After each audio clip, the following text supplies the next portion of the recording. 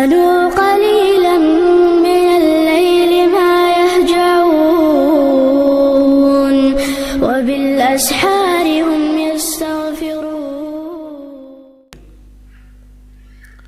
پرانی چیزیں جن میں لوگ توہم پرستی میں مبتلا تھے ان کو غلط ثابت کر دیا سائنس نے. جو چیزیں پہلے ناممکنات میں سمجھی جاتی تھیں ان کو سائنس نے ممکن بنا کے دکھا دی. اب تو گنجوں کے سر پہ بال اگنا شروع ہو گئے ہیں بھائی. میں نے وہ چرنا میں اپنی ویڈیو دیکھی تو مجھے پتہ چلا اوپر سے معاملہ کیا ہے, بہت خطرناک حد تک. کیونکہ ہم جب شیشے میں اپنے آپ کو دیکھتے ہیں تو سامنے سے تو نظر آتا ہوں, پٹے بھی نظر آتے ہیں, میں کہتا ہوں واہ بھائی واہ واہ مفتی صاحب واہ واہ واہ. کبھی اس طرح کر کے تو دیکھنے کا موقع ملا ہی نہیں, اور اس طرح اگر کریں گے بھی تو کون دیکھے گا بھائی, وہ تو ہم تو نیچے دیکھیں گے پھر.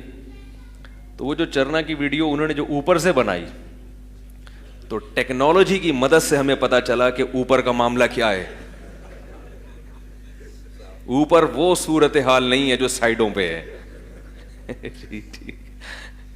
لوگوں کے میسج بھی آئے, حضرت یہاں تک صورتحال خطرناک ہوگی. پورا تھائی لینڈ کا ایئرپورٹ بنا ہوا ہے بھائی. میں خود بھی نہیں مجھے پتا تھا بھائی, اوپر سے اتنے فارغ ہو گئے. لمبے بال جو ہے نا, لمبے بال, ان کی جڑیں کمزور ہو جاتی ہیں. اللہ نے عورت کو لمبے بالوں میں حسن دیا ہے, وہ جتنا مرضی بڑھا لے. مرد زیادہ لمبے بال رکھتا ہے نا تو اس کی کیئر کرنی پڑتی ہے. تو مجھے اندازہ ہوا کہ ایک دفعہ ٹرینڈ ہونا ضروری ہے. 2013 میں بھی اسی قسم کی صورتحال تھی. جب میں حج پہ گیا ٹرینڈ کروائی تو بال نکل آئے اوپر, سب سیٹ ہو گیا. اب سوچ رہا ہوں کہ دہشت گردی کا جڑ سے ایک دفعہ خاتمہ, ایک دفعہ ٹرینڈ کرائیں گے تو انشاءاللہ بال کچھ تو ہوگا, انشاءاللہ کچھ رپورٹ اچھی آئے گی. خیر نہیں بھی اگئے تو کیا کرنا ہے, اگ جائیں تو اچھا ہے, اللہ تیری بڑی رحمت ہوگی. کیا خیال ہے؟ تو بال بھی اللہ کی بہت بڑی نعمت ہے. پہلے میں نہیں سمجھتا تھا بالوں کو نعمت, میں یہ سمجھتا تھا کہ گنجا ہونا کیا ہے. کیونکہ ہم دیکھتے تھے بھائی تبلیغ والے بھی گنجے رہتے ہیں زیادہ تر, سب تو نہیں. خانقاہوں میں ہم دیکھتے تھے کہ جو اہل اللہ سے تعلق رکھتے ہیں وہ بھی کیا رہتے ہیں, ٹرینڈ کرا کے رکھتے ہیں. تو میں یہ سمجھتا تھا کہ ٹرینڈ کرانا کیا ہے افضل. کسی نے بتایا کہ حضرت علی رضی اللہ تعالیٰ عنہ کی سنت ہے, اور پھر ہم نے روایت پڑھی کہ حضرت علی فرماتے تھے کہ مجھے اپنے سر سے دشمنی ہو گئی. وہ ایک روایت ہے, تو میں سر کیا رکھتا ہوں, سر صاف رکھتا ہوں.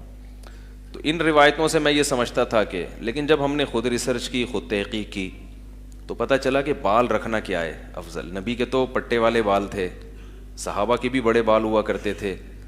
دوسرا بالوں میں زینت ہے, اللہ نے بال دیے ہیں رکھنے کے لیے.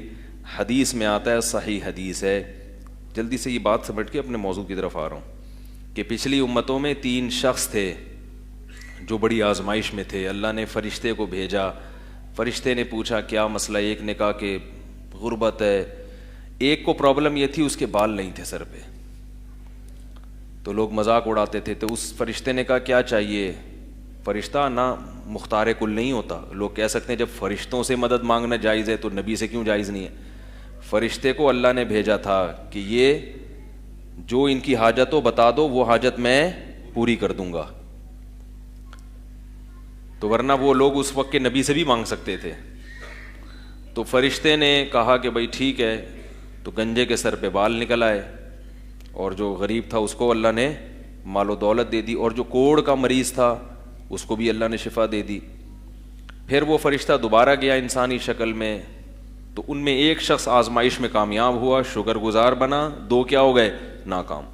تو یہ اللہ نے امتحان کے لیے بھیجا تھا. تو بہرحال وہ قصہ حدیث لمبی ہے, وہ اس کی تشریح میں چلا گیا تو موضوع چینج ہو جائے گا. تو اس حدیث سے یہ پتہ چلا کہ یہ گنجا ہونا کیا ہے, اللہ کی طرف سے. بولو بھائی, آزمائش ہے. کیا ہے, آزمائش. اسی وجہ سے حج اور عمرے کے موقع پہ گنجا کروایا جاتا ہے, کیونکہ حج بھی کیا ہے, ایک آزمائش ہے. حج میں اور عمرے میں ایسے کام کروائے جاتے ہیں جو ہماری فطرت سے میچ نہیں کرتے. تو اسلام تو دین فطرت ہے نا, اسلام میں صفائی کا بہت زیادہ حکم ہے, لیکن اللہ یہ دیکھنے کے لیے کہ تم دیوانے بنے ہو کہ نہیں بنے.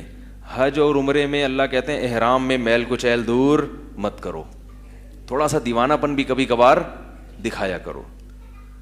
اسلام میں آہستہ ذکر افضل ہے, چیخنا چلانا پسند نہیں, مگر حج میں بولا گیا زور سے کیا کہو, لبیک, تھوڑا دیوانہ پن بھی.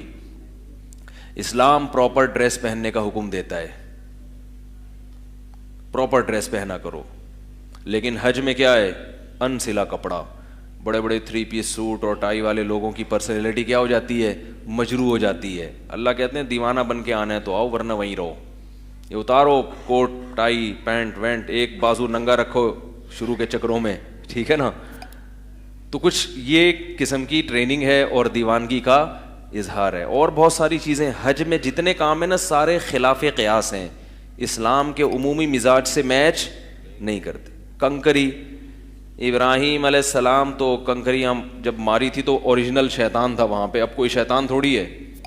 وہ جو انہوں نے پلر کھڑا کیا ہوا ہے وہ تو وہ جگہ ہے جہاں شیطان تھا, تو اس جگہ کو یاد رکھنے کے لیے کہ مس نہ ہو جائے تو اس جگہ کو پتھر مارتے ہیں, وہ ستون مقصد تھوڑی ہے.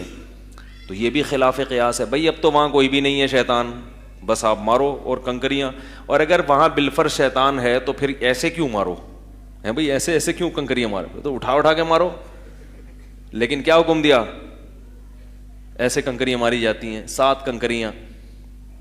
اگر کوئی وہاں کھڑا ہو شیطان بولے گا شکر ہے جوتے نہیں مار رہے, تو جوتے ماریں گے تو بظاہر ایسا لگتا ہے اور اچھا ہے, مگر نہ جیسا بتا دیا ویسا کر لو. صفا مروہ کی سعی ہے, دوڑ ہے, یہ سب چیزیں خلاف قیاس ہیں. تو اسی میں یہ کہ احرام جب تک نہیں کھلے گا جب تک سر پہ اس طرح نہیں.